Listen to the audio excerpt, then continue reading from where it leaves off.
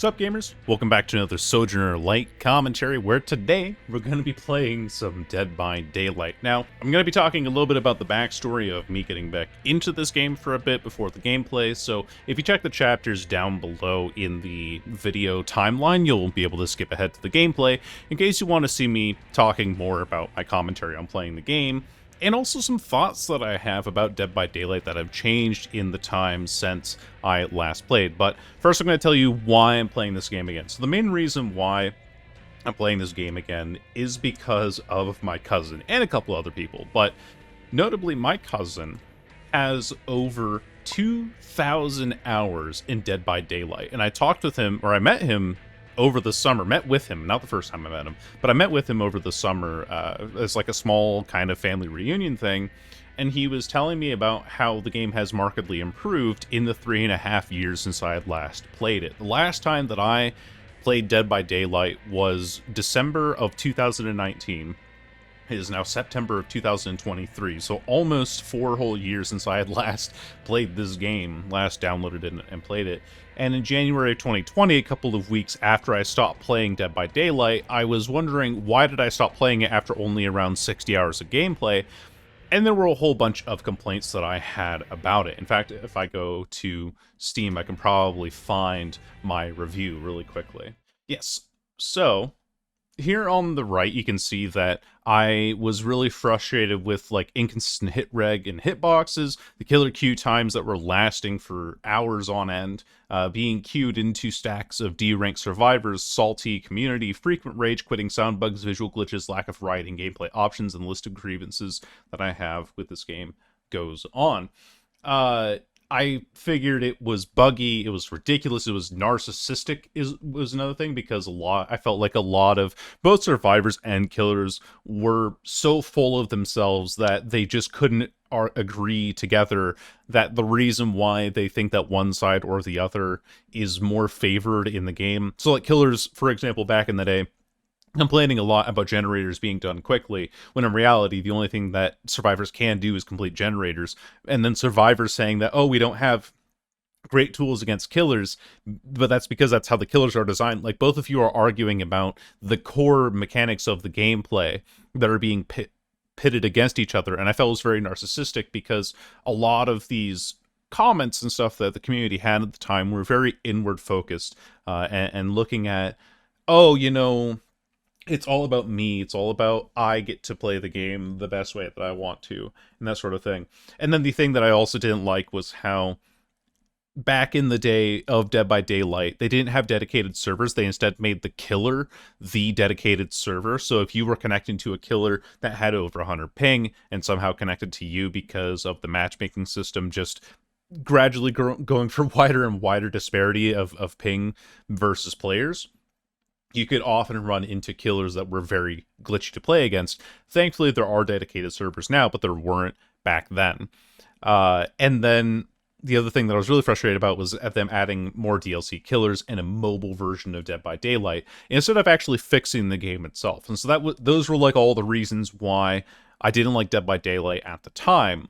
But my cousin convinced me, saying like, hey, I have several thousand hours in this game. You should actually be playing it more, because it's actually really, it's improved a lot. I think it's really fun. There are a lot of little intricacies and stuff to the game that I think that you'd appreciate. And so that's why I'm here today. I'm back playing Dead by Daylight again. And honestly, I have had quite a few more hours in this game, and I have enjoyed it fully because I'm no longer looking at it from a competitive perspective. And yeah, I think that's like the baseline of the reason why I got back into the game. I'm not looking to be the best in the game. I'm not looking to be the greatest player on earth. I'm just looking to play the game and see where that gets me. And that's been pretty enjoyable so far.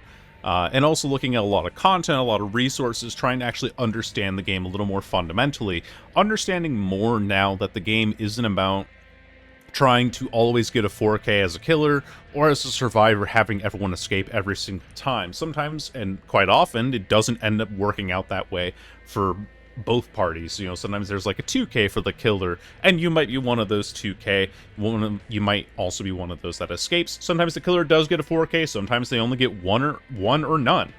it's all kind of back and forth in between there, and understanding that there's this kind of give and take of a bunch of different variables, something that I've really enjoyed at the baseline coming back into this game. I don't have a whole lot unlocked right now. I did spend money, and I bought more killers and survivors, so I'm gradually working up the blood points to get all of the perks and stuff. So I'm gonna show you my loadout for what I have, and it's gonna look disgusting because you're like, oh, why don't you have Hex Ruin? Why don't you have Pain Resonance? Why don't you have what are the other perks that people really like? Pop Goes the Weasel, Eruption, all these sort of things. Lethal Pursuer I don't even have yet. And that's just because I don't have a whole lot unlocked. Now, I do have some of the killers unlocked that have all of these perks available to them. Like, obviously, I have, if I go up here, I have Hag for Hex Ruin. I have Pop Goes the Weasel and the Clown. I do also have the Nemesis for Lethal Pursuer and Eruption. I have the Artist for the Scourge Hook Pain Resonance as well. So I do have all these things available to me.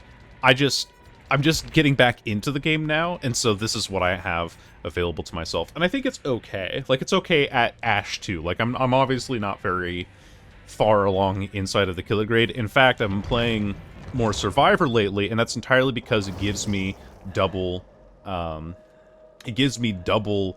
blood points for playing Survivor. So that's the whole reason why I'm playing Survivor the most. In fact, if we look at my Survivor grade comparatively, Bronze 1 compared to Ash 2, so I have been putting a little more time into playing Survivor lately. Now, obviously not the greatest, I'm not good at this game, I'm not going to mask this as me being good at this game, and a lot of the commentary that I have here will have to do more as a casual enjoyer of Dead by Daylight, playing this more as a perspective of someone who was skeptical before, and then seeing if my skepticism has changed for someone who's not really invested in the competitive side, but rather as someone as a returning player or even a new player, because the game has changed so much in the last 3.5 years that there's really a lot of differences between back then and now.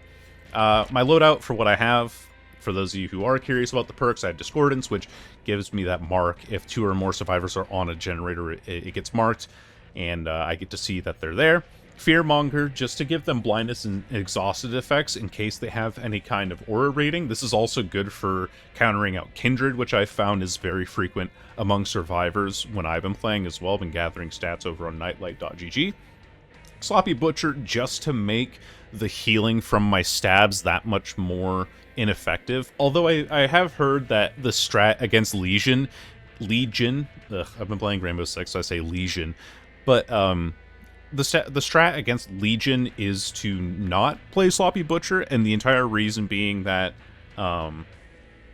you want to stay injured against the Legion because their power entirely relies on injuring you and getting you those deep wounds. And if you have a perk that just keeps you injured anyway, then people are like, okay, well, I don't care. Then you're just an M1 killer at the end of the day. And then finally, Jolt, because we're going to be using basic attacks to down people pretty reliably, and so that will give us nice gen regression as a base kind of gen regression perk. It's really the only gen regression perk I have, just in general. Yeah, like everything else, like Bitter's Bitter Murmur. Bitter Murmur I could use as like a bit. Where did it go? Oh, it's here. It's a 2. But Bitter Murmur would be a good one for revealing survivors. But I think that if I'm revealing survivors early on with Discordance, I don't want Bitter Murmur to add into that.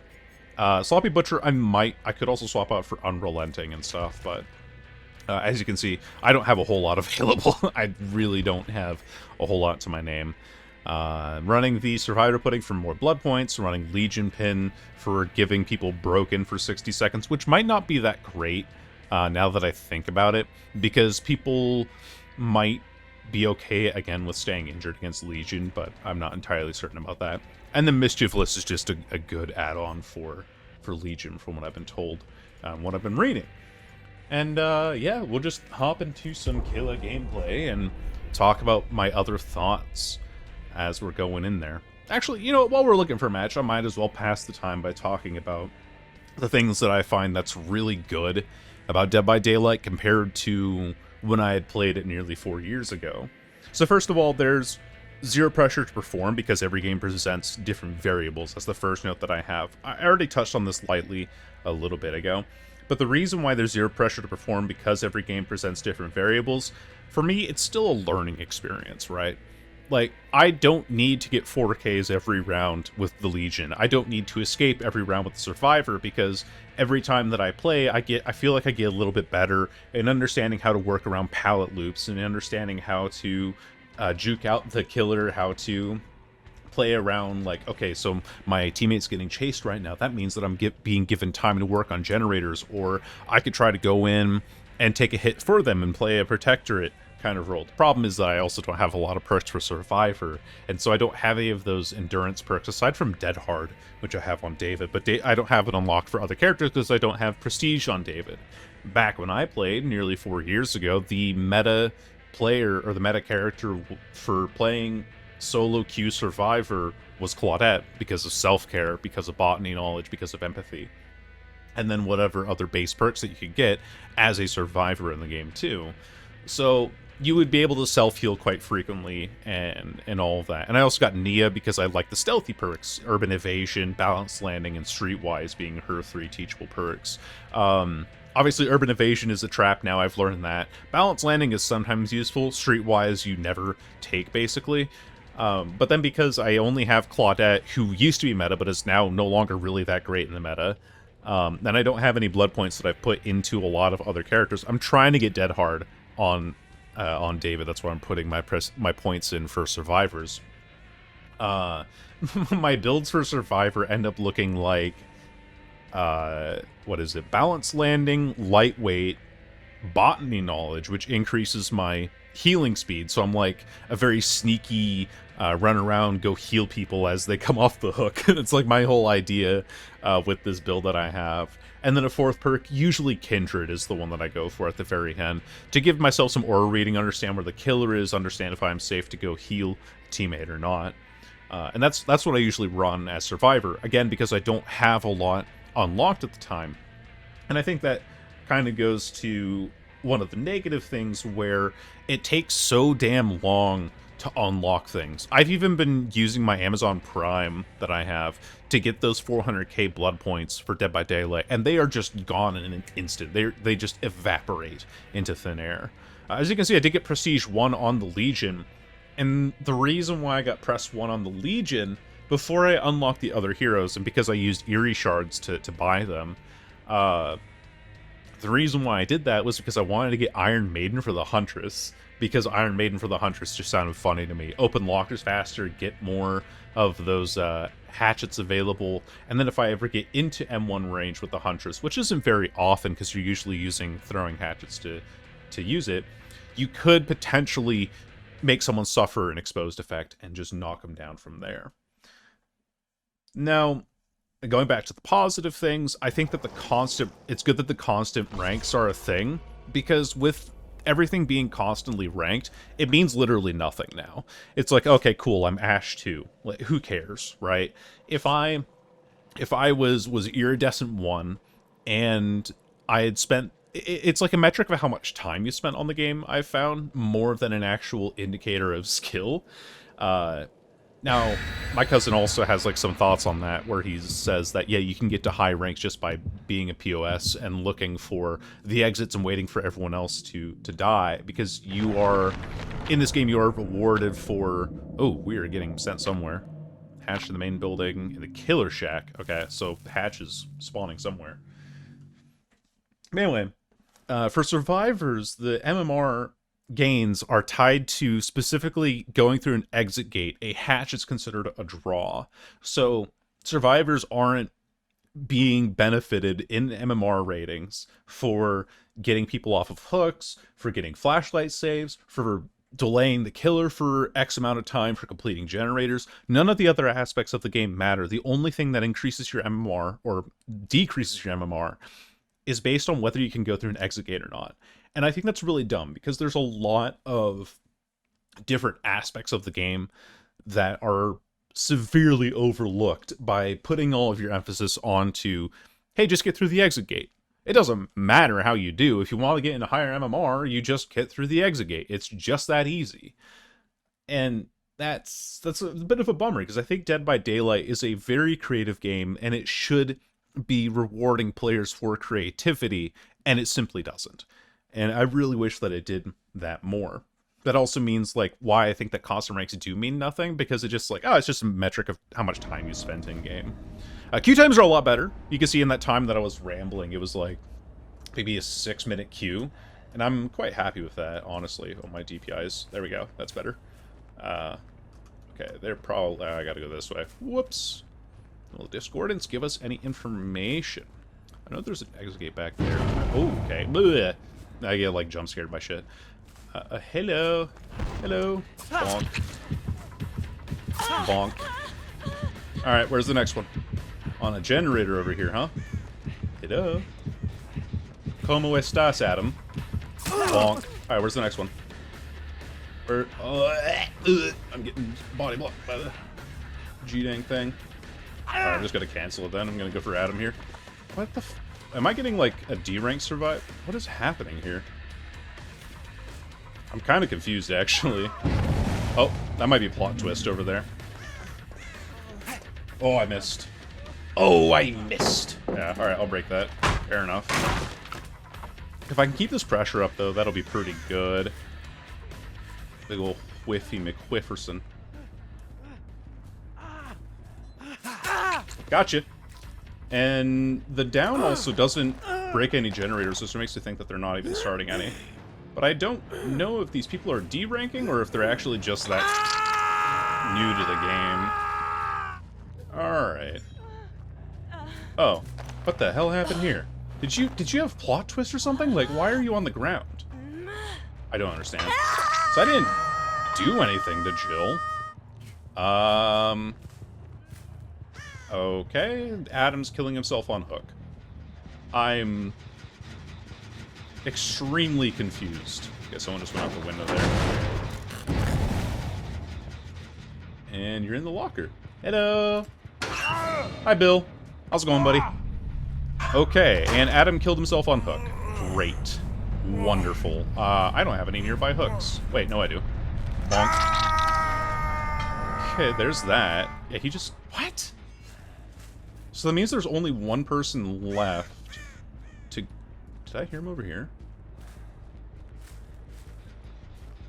I thought I heard a footstep there. But this is also, like, a complaint that I had years ago with this game, is, like, there were just D-rank survivors.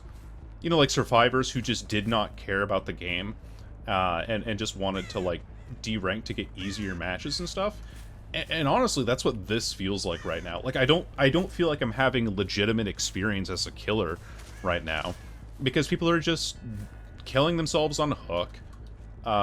Both the Bill and the Jill, the Bill and Jill are not going for anything, and they might honestly just be trying to get a hatch escape now. Like, that's honestly what I think is happening here, and I don't know where the shack is, or the main building is on this location. Oh, he's just doing a generator? What the fuck? I'm so confused. Oh, because you're... I see. Now you're waiting for this guy to die so that you can... I understand. You're going for the hatch in here, right? Is that what's happening? Hatch is not in shack, though. Hatch must be in main building, then. Alright, let's run over there. Do a little sprinty sprint. No, that's not the main building, then. What the hell? Oh, that's the main building. Duh. The big one, you know? Like, the big main building. Yep. Alright, tick-tock. Tick-tock, tick-tock. I think I'll let this guy take the escape, though, because he's just honestly been screwed over by lousy teammates who just died on hook, so I don't... I really do want to hook this person, though. Can I hook you?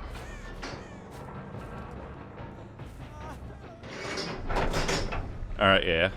I'll just let him go. Because like, that's so lousy, man. I'm gonna hit him on his way out, though, so I can get points for it. Yeah, go ahead. Okay. And there we go. Wow. I did it. I guess I did it. Ah, damn. I mean, I didn't hook all 4 survivors from my challenge and stuff, but it is a pretty cool thing about the game, right? Is that, and look, oh wow, cool, Gatekeeper, wow, I got a pip up for that game, how lousy it was. So I try it, and I don't get blood points for that. I even had an offering that gave me double blood points, and I only got 10,000 for it. So now I have wasted this offering that only gets me 20,000 blood points, and these 3 people just die immediately. That is a bizarre game to be going through. Though that little aspect there that was like, oh, I didn't hook all 4 survivors, the archives thing is really cool. I think that's a really neat way of saying, hey, you should try these different things for the game and try to complete these challenges to get yourself more blood points and all. So I think that the overall engagement and diversity of the game has greatly improved. There's actually more resources available for getting more blood points. There's a very helpful community as well, I've found. Now, I know that people say, like, oh, the community's super trashy and everything. Also, I'm leveling Cannibal to get Barbecue and Chili, just for, like, more aura reading, because it's just a generally decent perk from what I've been told. Sure, we'll take Iron Grasp. I don't really care about going to Nostromo, personally. Oh, I have to get that one too. Augers. Alright, so that's all 4 perk slots available. Oh, pudding. Nice. Anyway. I'm back to playing Legion, because Legion fun. Yeah, you can get the resources that the community is willing to give out is extremely helpful, and I'm really glad that there is a kind of baseline willingness to share information and everything. There are great YouTube channels out there. There are great...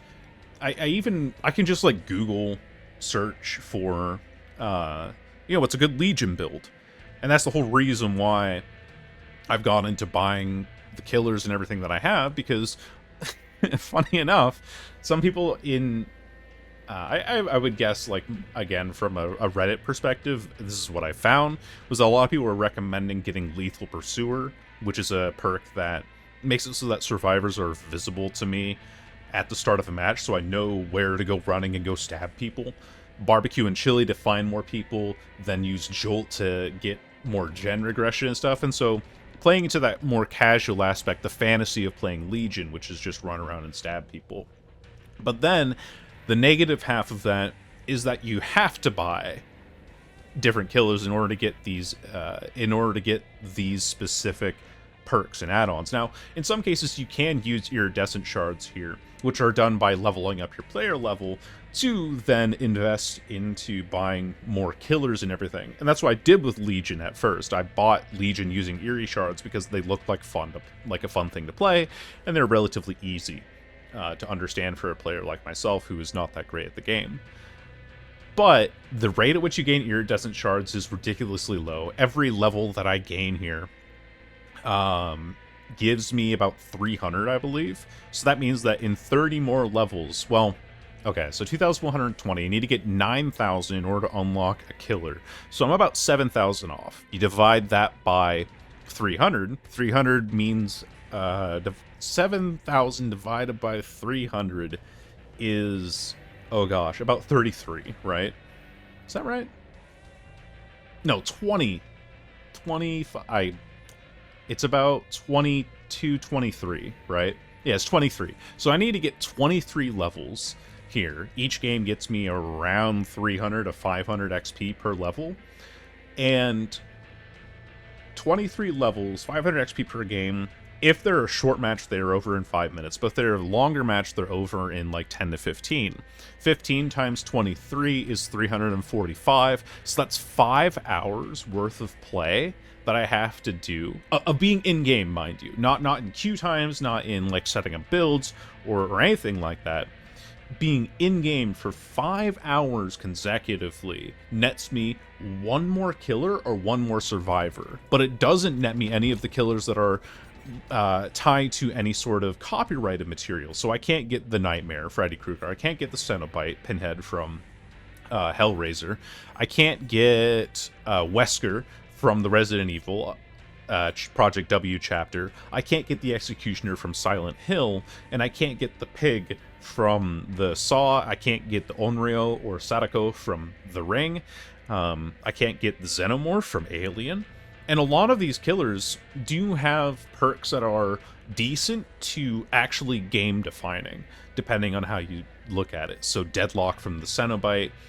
You have, I don't know if you have anything from the Nightmare, but there are some funny perks that you have here. Oh yeah, and the Ghostface too. Thrilling Tremors is another great perk that is locked behind me actually having to physically purchase. Like, I can't even earn the Iridescent Shards of 5 hours worth of gameplay in order to get that killer. I have to buy them. Their perks that I want to get are locked behind a paywall, and so it is pay to participate. It's not pay to win, because winning in Dead by Daylight is a dubious term. You can't, like, maybe as a killer a 3K is considered a win, maybe as a survivor getting at least 2 people to escape, or at least escaping yourself, or delaying out so the last generator is considered a win. I don't know. The whole definition feels very up in the air unless you're in competitive circles, and wanting to play at a higher level is then locked behind purchasing other chapters, right? I remember earlier when I was playing Survivor, if I play against a killer who has basically 0 perks or has a lot of baseline perks, it feels a lot easier than it does when I'm playing against, there was an artist that I played against earlier today who had Scourge Hook Pain Resonance, they had Jolt, and then like one other perk that I cannot remember for the life of me. I'd have to look it up, but I know that I logged the match on Nightlight, so I could go back and look at it. We had 3 gen regression perks and one other one, all level 3, and all of them being from DLC characters that. All of them being from DLC characters that I couldn't manage to get unless I purchased them or played the 5 hours worth of gameplay to unlock them, and then eventually level them with blood points to get their perks to prestige levels, to then share those with other killers so that I have those best things available. Like, the time investment that you have to do into Dead by Daylight in order to participate is exceedingly high. And not only that, but there's a paywall behind it to start with, whether you're paying with tons of time or with money. And that's just the stupid reality of it. I wish that it wasn't like this. I wish that there was actually like a baseline high cost for Dead by Daylight, because Dead by Daylight at base is $20 American dollars. I don't know what it is in Canada, maybe like 27 to 30. And once that base cost only gets you 4 killers and 4 survivors, most of which have no good perks.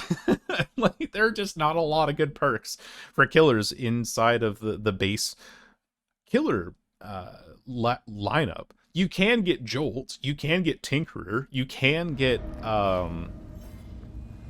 don't know, man. There's not a whole lot. Oh, I got the Gideon meat plan. This might be a difficult one. I don't know. Pallets I don't do too terribly with. Okay, they're on that one. Good to know. Coming down. Discordance is paying its dividends for me today. They do hear me there. Okay, so I know that there are people in here. Hello, ¿cómo estás? Yeah, I'm just gonna regular one. Okay, and I think we have another D-rank survivor, because they just gave up immediately. There's someone else here, and I don't know whom. She's not even wiggling. Like, what the hell is going on? Am I just running into D-rank survivors constantly? Is that what's happening at the CLO? Like, I'm just being given free wins because people don't want to participate in the game? I'm so lost. Okay. Well, this is a truly wonderful. I can hear that generator down below is being worked on. And that's some scratch marks there. Oh, they're back on that one again. Okay. Interesting, interesting. I think I'm gonna go around and stab some people real quick. Hello! Bonk.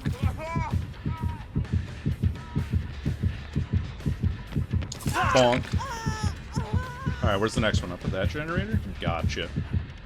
Here I come. Oh, wait, that's behind a wall. Obviously don't know the maps very well yet. Bonk! Alright, last one's down on that generator. Good to know. Good to know, good to know. Alright, let's just end this. End this, break this real quick. Bonk. Bonk. I think a nurse's calling would also be a decent perk for me here. They mended. They mended, but I have the Legion pin on them, so... Alright, now to look for these people. Where are you? Like, still in here? Maybe? Hello? Nope. Not here. Alright. Well, I hear this generator's being worked on, so I think that there's someone here, at least. Someone around here. Let's kick that real quick. Oh. There's someone to my right here. Hello?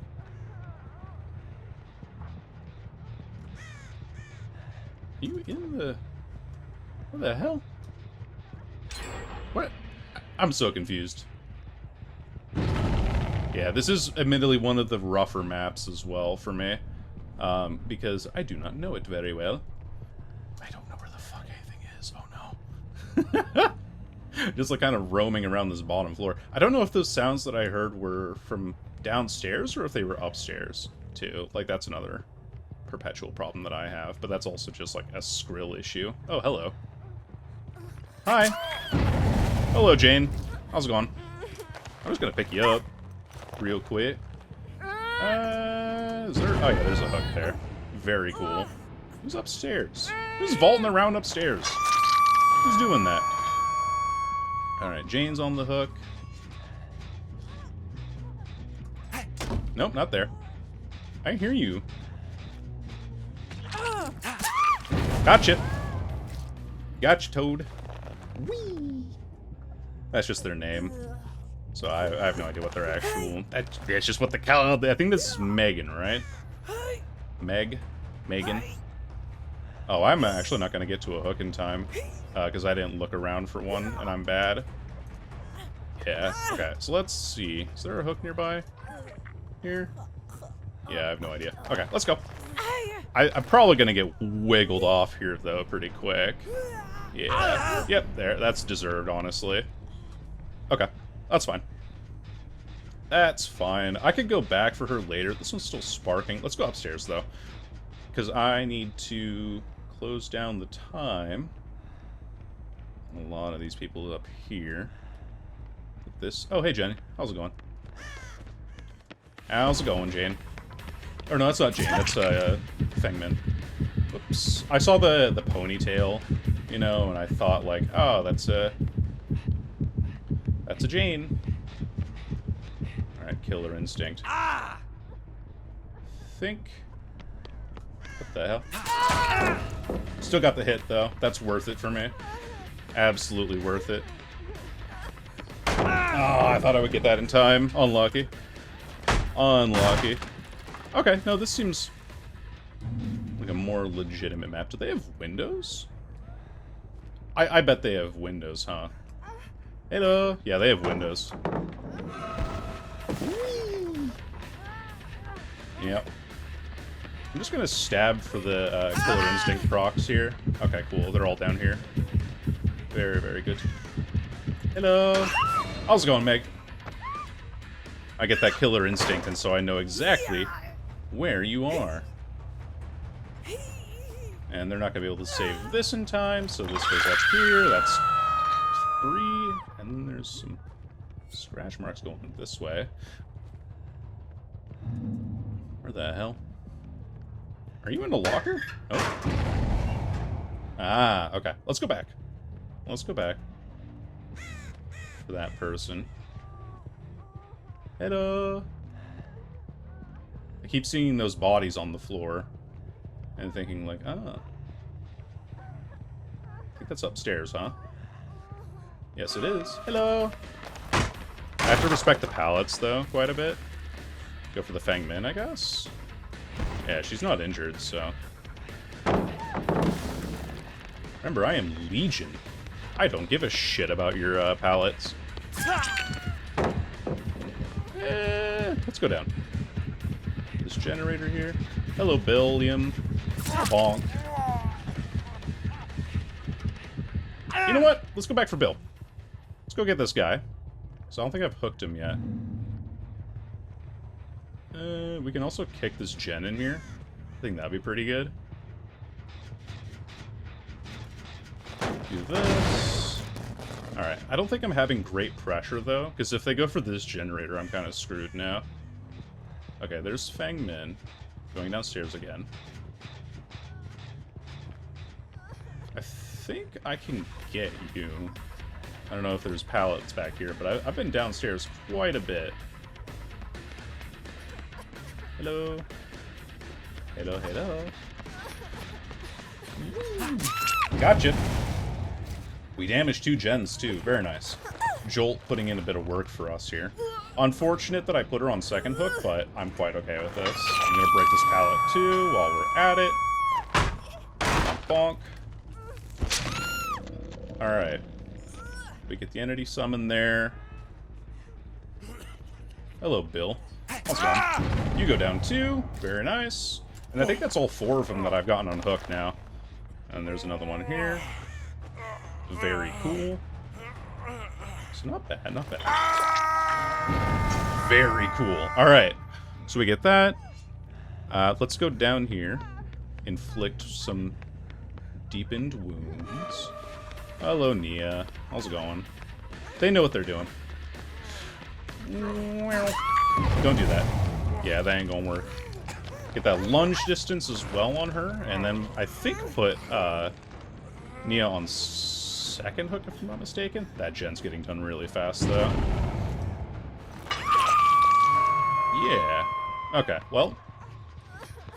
Hello, Fangman. How's it going? Nice. Nice done. Whoop. Go back.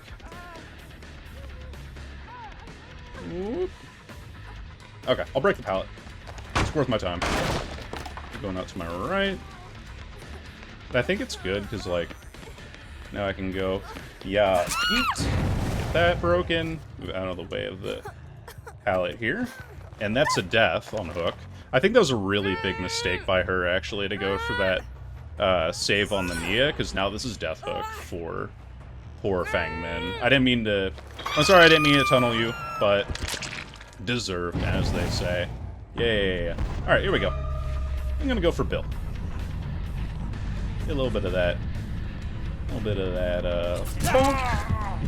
Alright, back for Nia. We go. Know that you're here. I'm gonna down you. Yeah, I'm just gonna do this. Like end my streak there. She disconnected. Deserved, honestly. I think that was good though. Yeah, that was pretty decent. I gotta look out for these other generators now. She didn't like that she was the second one to go. Okay, I don't know where the hell Bill went. Oh, there's Fang Min. Or, Meg, sorry. Hello! Oh, I missed. Okay. I'll load up a sprint burst, probably. Alright, let's do this, and then we gotta go find Bill. Bill's downstairs. Okay. Let's go hit Bill, then. Oh, wait, he's just in a locker. Why? Okay. Sorry that I bullied the hell out of the Nia, though. We got load. Alright, we get that. And Meg, where are you? Oh. You're down here. I hear you. Oh! Plot twist? No plot twist. Why did you go down? What the hell happened? Wait, what? Does she have plot twist? We gotta find out at the end of the game here. Bonk. GG's. That is a 4K for your boy. After the last one was just weird, but We had someone disconnect because I think they might have thought that I was giving them unfair treatment, but I don't know. Was I? Was I being unfair? I have no idea. I don't know the ethical way, quote unquote, to play this game. You know, like, oh, how do you ethically play Dead by Daylight? Let's see if I get salt in the post-game chat. GG's, I guess. Wow, that's a lot of blood points. Yeah, 31,000 plus 30,000. And see, it's just that easy. Damn. Full iridescent emblems, too. Holy smokes. I didn't lose a single chase. And also, like, the Meg not sprinting. When I was right behind her there was quite something. I think that's about all that I really have to say about Dead by Daylight. I'm just going to go through my bullet point notes to make sure that I covered everything I wanted to talk about here today, in between some gameplay. So the good things are, there's zero pressure to perform because every game presents different variables. I already explained that. Constant ranks mean nothing because they're a very basic metric of time spent on the game. I think that there is maybe a little bit of give and take there, though, where a constant rank system means that people who are actually dedicated to the game will gradually get better as you get higher into the ranks. They'll understand the little ins and outs, the exploits. Not the exploits, but like rather how to work every single hitbox. So for example, there's the Blight. I think the Blight can only hit people when they're standing, because if you crouch right when the Blight bounces off of a wall at the right moment, he doesn't hit you because he hits over top of you off of that bounce attack. Let's see. Game clarity has greatly improved. Yeah, the game looks a lot better now. It's a lot clearer to look at. It's not so much like the dark game that they used to be, but I think that in order for this game to have any sort of competitive viability, or for there to be an actual interest in watching it, it shouldn't look like it's been put through some kind of brown filter the whole way through. I think the game looks a lot better and a lot more dynamic than it did before. I did talk about the vast resources and the help of the community. I still think the game plays a really interesting cat and mouse dynamic, and there's a lot of ways to play around it in different ways. And this is ultimately my chill game, which I find really funny considering the implications of it. Like, you're being hunted down by a serial killer. That is terrifying, right? But the reason why I think I consider it my chill game is going back into that zero pressure to perform thing from before, where right now I'm just thinking like, okay, I guess I die there. That's unfortunate, but I did what I could. Or like, darn, these survivors actually played really well, and I wasn't able to hunt them down quite as regularly. So there's not like, I feel chill about it because I don't feel like I'm pressured to do the best that I ever could. Compared to when I looked at it before, I was like, I have to always, do this, do this, do this. With the lack of emphasis on a competitive nature for the majority of players, it is a chill game. It can be rather relaxing in its own weird little way. The bad news: pay to participate. Cosmetics are also expensive, even though I did buy DLC for more gameplay, and I bought it because I want to get more perks and everything. I still think that it's a really bad system. I think it's a system that just negatively impacts anyone who A, doesn't have a wallet, or B, doesn't spend time in the game. So if someone doesn't go back to spend time playing Dead by Daylight after they spent a number of dollars on it, then that's just like wasted money. I know that's like the sunk cost fallacy at the end of the day, but it does have some merit, right? If I'm going to be spending $200 plus on my car tires, I'm going to be driving my car. I'm not going to be letting it sit in the garage. Like, I'm still going to be using that vehicle regularly. And the reason why I buy those things is for maintenance and stuff. And so if I buy new tires and then I say, like, well, I don't want to drive my car anymore, it's a bit of a weird analogy, but you understand where I'm going with that. Camping is still frequent. I've run into this a couple of times already. There was a nurse player that I ran into that camped the entire game. And then there were three Ghostface players. All three of them camped the hook all game.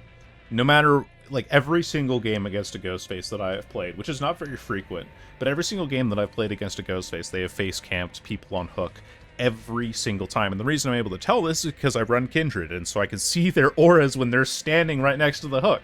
Like, they don't even go in stealth mode. They just stand there the whole time, and it's very, very frustrating that's still a thing, and that's still something that they will get benefited from, because getting kills is more important, because that's what killer MMR is based off of, is getting kills. And so if they get kills, their MMR goes up and they can pip up in rank and grade and stuff. I try not to camp people, even though it's like, hey, I know where this person is, they're going for the hook rescue, I should go back and get it. I think that's a reasonable thing for me to do, and that's why I think that I played the way that I did there.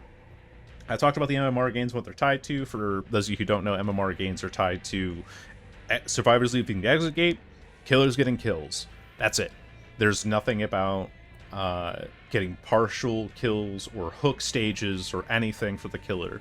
For the survivor, there's nothing about any of the other aspects of gameplay that go into it. And there are a lot of little intricacies that go into it, which is what fascinates me about this game.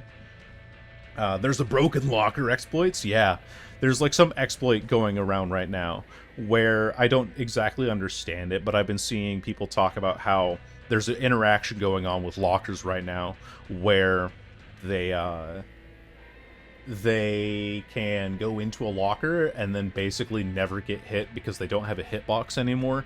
It's kind of dumb, and it's one of the things that it seems like it's been around for long enough now that behavior should be addressing it, but it's not being addressed, and people at high-level survivors are abusing the hell out of it. And of course, you can't, like, make the killer disconnect, because then the killer gets punished and can't re-queue. So you just have to let survivors get their win, because they can't be hit now. They're invincible. They say just to get perks in non-event periods. Yes. So people say like, oh, there are events all the time for Dead by Daylight where you can get double perks and stuff. But when there isn't, like there's a dry period right now, I'm not getting a lot of blood points. Like 86,000 sounds like a lot. Let's go over to my killers and level up the cannibal, right? I'm trying to get perked up so I can get barbecue and chili on my other killers. Let's go with the cheapest options here by going like Shroud of Separation, here, Survivor Pudding for the extra blood points, Spark Plug, right? That one tree for one level up took away 20,000 blood points. And that's for like a cheaper variation. If I run into something where it's like a lot more expensive add-ons, where I want to get more expensive add-ons, that game that I played, I have to play that well. I have to get that level of blood points again. I also have to get, I claimed the challenge that I was doing for 25,000 blood points from the archives. Like, I have to do that all that well, and have the Survivor Pudding add-on, which I don't have an infinite supply of for the Legion.